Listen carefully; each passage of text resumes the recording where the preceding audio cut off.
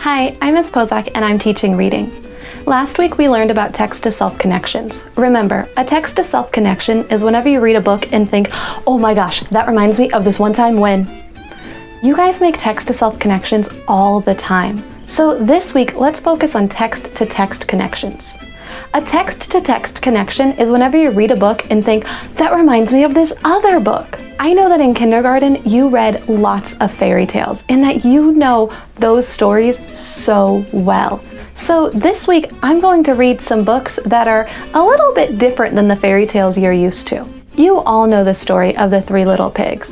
One made a house out of straw, another out of sticks, and a third out of bricks. And then the big bad wolf came and blew the house down, and sometimes ate the little pig, depending on the story.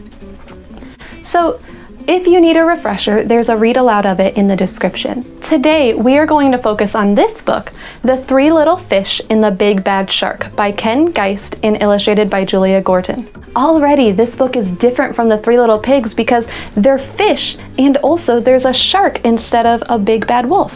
So while I'm reading this book, I want you to think about how is this the same as or different from the original Three Little Pigs fairy tale? Let's get started. The Three Little Fish and the Big Bad Shark.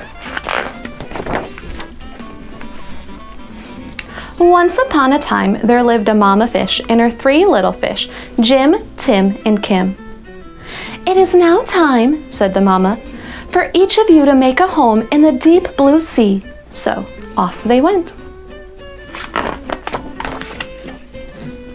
The first little fish, named Jim, swam away and met a seahorse playing with some seaweed. Can I have some of the seaweed so I can build a house? Take as much as you can carry, said the seahorse. Jim gathered the seaweed and made a weedy little house. How is this different than the first little pig?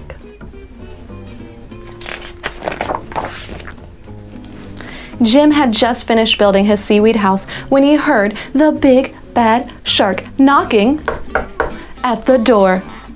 Little fish, let me come in. And the little fish trembled and replied, not by the skin of my finny thin fin. Then I'll munch and I'll crunch and I'll smash your house in, replied the shark. How is this the same as the original fairy tale?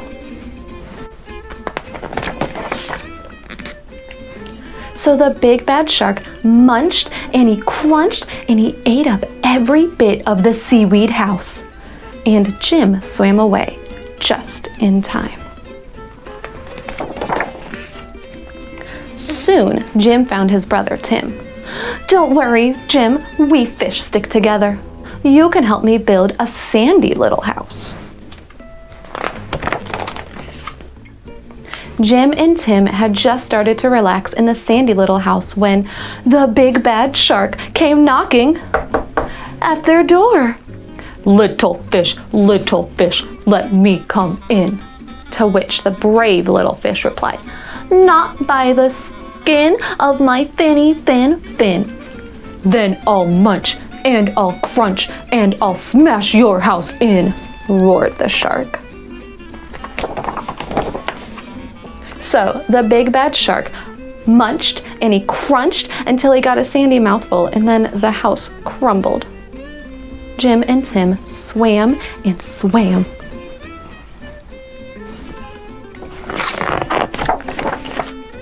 Until they reached their sister, Kim.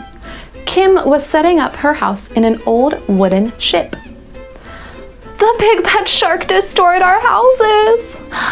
Don't worry, you can live with me, said Kim. And they did. The three little fish had just finished their lunch when they heard the big bad shark knocking at their door.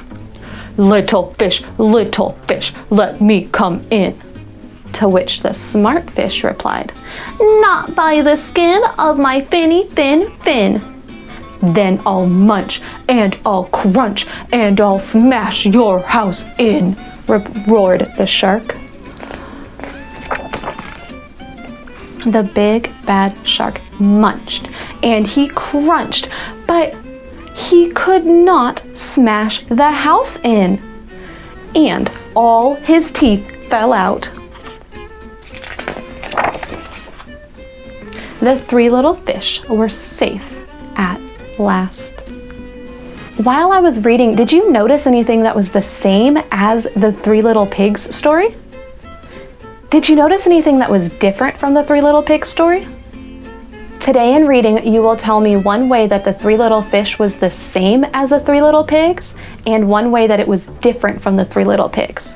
You can either record a short video or write your answers and post it on Class Dojo. I'm really excited to see what you guys do.